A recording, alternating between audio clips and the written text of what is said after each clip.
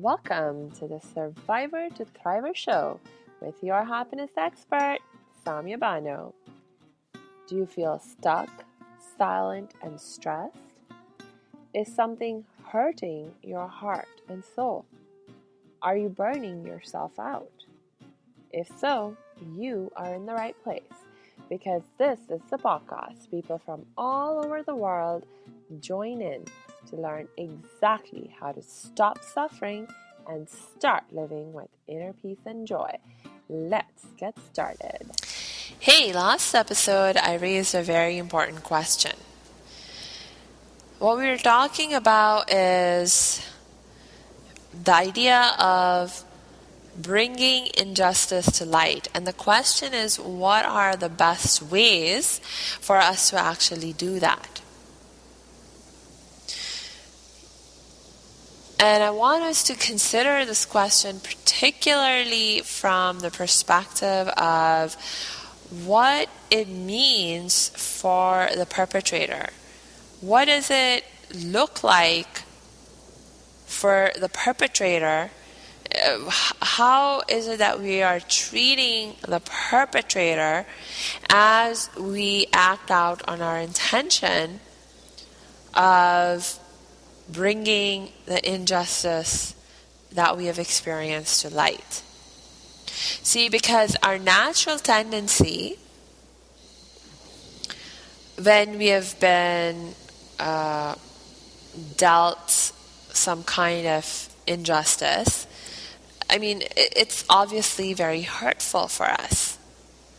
And it can and does produce feelings in us of anger and hate for the person who has committed that injustice against us. And when we're feeling angry, when we're feeling hateful, it's very easy for us to act in ways that are, that end up intensifying and reinforcing those feelings of anger and hate, right? It's like angry feelings lead us to engage in angry action. And when we take angry action, it reinforces our angry feelings. The reinforced angry feelings will lead us to take even angrier action. And so the cycle continues back and forth, back and forth, back and forth. You know, we can get really easily stuck in this kind of negative feedback loop of angry action, angry feeling leading to angry action. Now, that wouldn't that'd be all good if we didn't care about experiencing inner peace, right? In the sense that if our underlying goal in dealing with the injustice that has happened to us, in bringing the injustice to light, if our underlying goal behind that intention is to get to a place of greater healing, get to a place of peace, re-establish peace in our lives, well then, I mean, if you keep taking angry feelings because you keep indulging your angry feelings, which keep motivating you to take angry action, how in the world are you going to get back to a place of peace? You can't, right? Because remember, peace is a result. Peace is a result of actions that you take that help you to meet your needs in the best possible ways, right? Your needs to have acknowledgement, your needs to bring injustice to light, but also your need to feel loved and cared for and safe. And if you're like taking angry action, how is that helping you meet these needs? We've already talked about how taking angry action, hateful action, is not the best way to meet your need. My heart identified 3 main needs that I had when I was feeling angry and hateful in the aftermath of surviving child sexual abuse, right? And we've already talked about how taking angry, hateful action does not help to meet our need for acknowledgement. I mean, it's certainly not the best strategy. It's not the wisest strategy. Now we're talking about, well, how can it, or can it actually even help us meet our need to bring injustice to light? And the thing is, why must you take angry action or hateful action to bring injustice to light? Where is the need? There's no need. You can speak your truth. You can speak about the injustice you have suffered, the hurt you're experiencing, the pain you're experiencing, and you can do that just as well from a place of compassion, from a place of empathy for yourself and others, right? And if you can do that, when you're practicing compassion towards yourself, practicing empathy towards yourself and others, well, that is a much more direct and quick way for you to feel peace, to feel loved, to feel cared for, and to evoke that kind of reaction from others as well. Versus if you're all in like this angry place, what's going to happen is that when you communicate what you're experiencing from a place of anger, it's likely to stir up anger in other people as well. If you're communicating the injustice you have suffered and the hurt that you're experiencing from a place of being stuck in hateful energy, you are going to stir up hateful energy in your listeners as well. Other people getting angry and feeling hateful along with you, how is that going to help you feel more at peace? I mean, you may at one level feel a certain amount of satisfaction and a certain sense of validation in other people, joining you in your perspective. But insofar as now you're still not really, but that satisfaction is not equal to peace, is it? So it's like now not only are you not at peace, but all these other people are also not at peace. And so it's like now those feelings of anger and hate are going to have become more intensified. They're going to get more multiplied.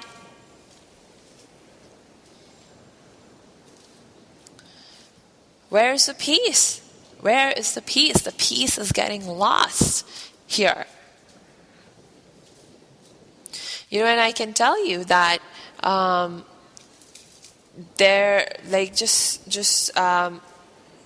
talk to the people who are pursuing the strategy of, I want justice.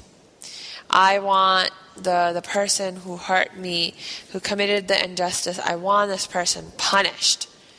And when I talk about punishment in this context, we're talking about I want to see that person punished, as in I want to see that person hurt and suffering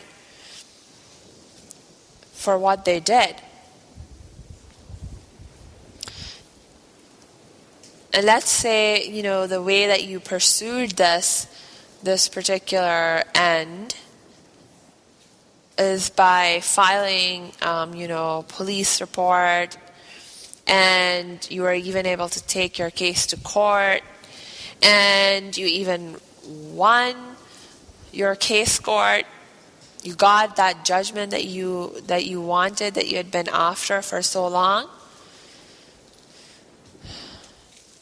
But now what is it that you are left feeling once this has happened? For a while you feel, yes, justice has been served.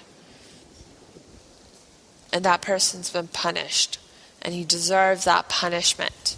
Serves him right. That gives you a certain amount of satisfaction for a while, doesn't it? But only for a while. It's not sustainable. See, no feeling is, because remember, feelings are a result of how you think and how you act.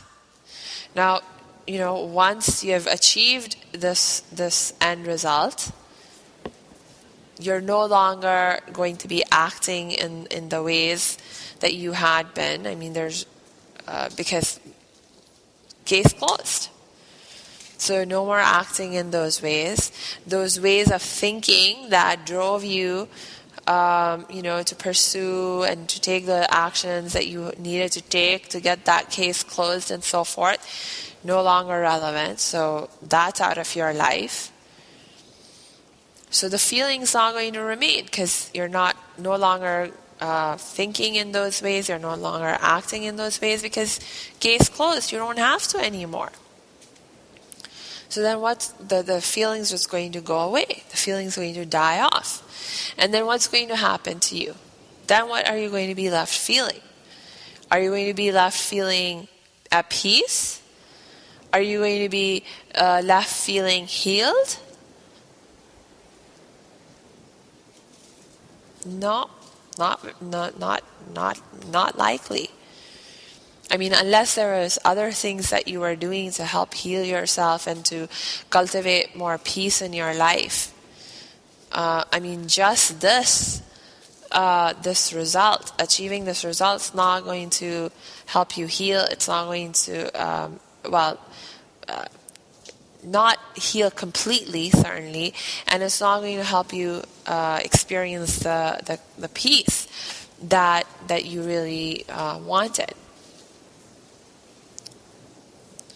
See, because having that other person suffering, having that other person hurting, having that other person be punished, how in the world is that supposed to help you feel peace? That other person is experiencing whatever they're experiencing, but how does their hurting help you feel peace? How does their suffering make you feel peace? How? How is it even possible? It cannot. Hate will only lead to more hate. Pain will only lead to more pain. Ultimately, remember, all is one. We're all interconnected. We are all interdependent. Just as, when that person hurt you, there was an expectation in your heart that that person must feel remorse, must feel bad for what they've done. If they recognize their mistake, that they must feel bad. It's like the same thing applies to you. It's like if you hurt someone else, if you become the cause of someone else hurting, the only way you can not hurt as a result of you being a cause of someone else hurting is if you're disconnected from them. And the degree to which you're disconnected from them is the degree to which you will not feel hurt or remorseful as a result of having caused that other person hurt and suffering. See? But it's like the moment you connect with them, you recognize that this person is also a human. We are all, both of us are parts of the same whole. We're interconnected. We are interdependent. The moment if you were to allow yourself to connect with that other person empathetically, compassionately, you'll never be able to be happy in the idea of someone else hurting, someone else suffering.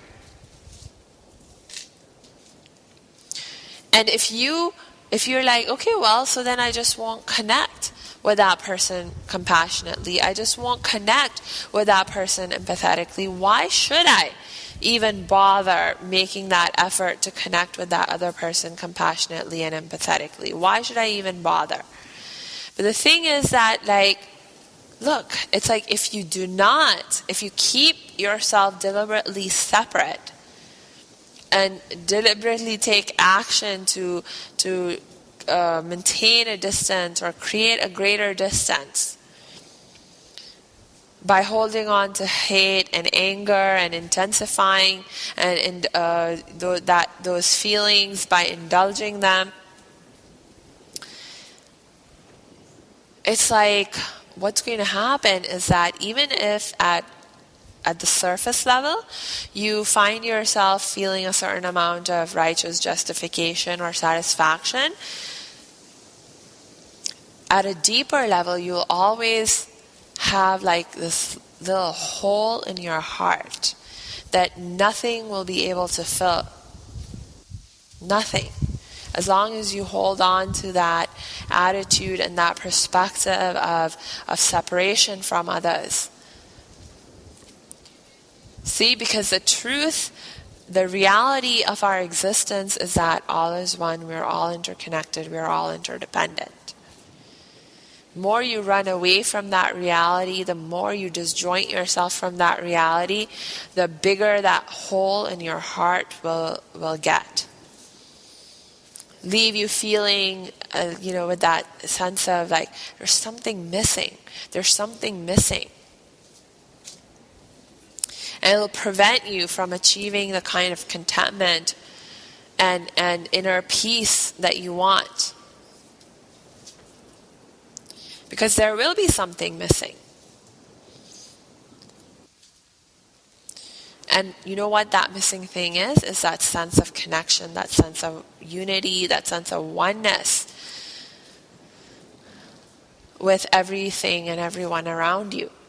Because that is the reality of our lives, of our existence in this world, in this universe. Everything's interconnected, everything's interdependent. And you must get connected to that reality and live in alignment with that reality to meet your need to love and be loved fully. To love and be loved is not only a core essential human need, but it is also our core essential human purpose, the universal human purpose that we all share. To love and be loved. To love and be loved by all that is.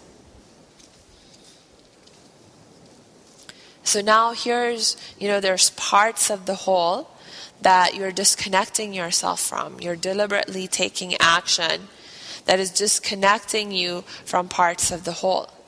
That are preventing you from loving and being loved by parts of the whole. So then how are you going to meet this need to love and be loved? To be living in alignment with your life meaning and purpose of to love and be loved. And in the absence of your meeting that need, how are you going to achieve the contentment and the peace that you desire? You can't.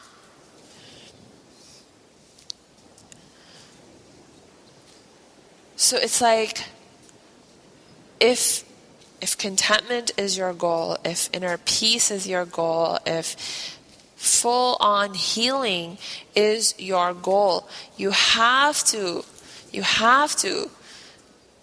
for your own sake, understand that you need to move and shift your perspective towards that of exercising empathy and compassion towards one and all, even the people who have committed injustice against you and hurt you. Why? Think about it from this perspective then. It's like the golden rule, right? You have to apply the golden rule. It's like the golden rule, which is about love for others what you love for yourself. Do unto others as you'd have them do unto you. This is a moral, ethical principle that is taught to us in pretty much every single faith and spiritual tradition that's out there. And it is a principle, a value that emerges from our knowing that all is one. See, if all is one, if I'm as one with you, if I am truly one with you, then it makes sense for me to treat you as I would treat myself, doesn't it? So how would I want to be treated if I was the one who had done something wrong? If I was the one who had committed some kind of injustice, how would I want to be treated? If you are the one who has committed some kind of wrong, some kind of injustice, how would you want to be treated? Wouldn't you want to be treated with empathy and compassion? Wouldn't you want to be treated in a way that allows you the best chance to recognize your mistake if you have made a mistake, and once you have recognized your mistake, to be allowed to take corrective action to help heal the hurt and get back to a place of peace and harmony in your own life? Isn't that what you would love for yourself? Well, if it is, then that is what you must love for everyone else also. That is what you must love for the person that you currently perceive as your enemy also. Love for others what you love for yourself. Do unto others as you would have them do unto you. So think about this. I know this is not an easy thing to take on. This is, in fact, depending on where you are in your process of healing and growth, this perspective may in fact be extremely challenging for you to even consider. But I need you to, for your own sake, for your own peace and contentment, to at least think about what I'm saying.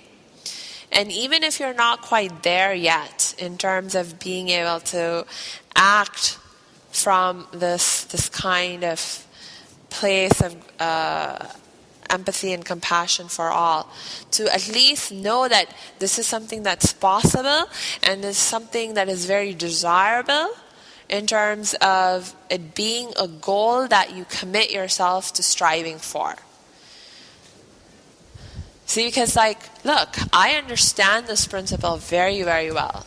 And I'm fully convinced that the implementation of this principle is absolutely necessary for me to be able to live with a kind of inner peace and contentment and joy and happiness that I want. And yet, I'm not perfect in its implementation.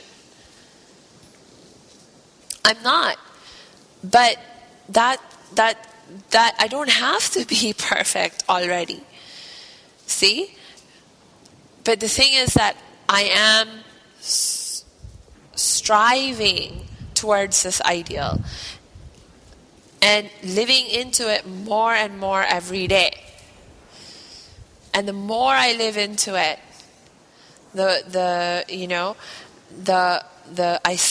I begin to see the benefits. I experience greater inner peace, greater contentment, greater fulfillment in my life, greater happiness, less worry, less fear, less stress, less hate, less anger.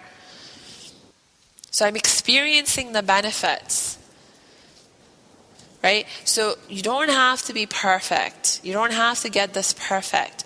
Just start doing the best you can with what you know and what you have to live out this idea, live out by this principle the best you can right now.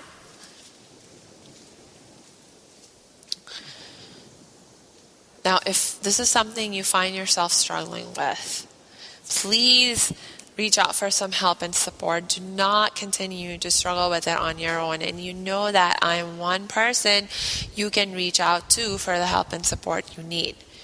Just go to my website at www.academyofthriving.com. Click on the Contact Us page and you'll see how you can connect with me. So until next time, I wish you lots of peace and joy.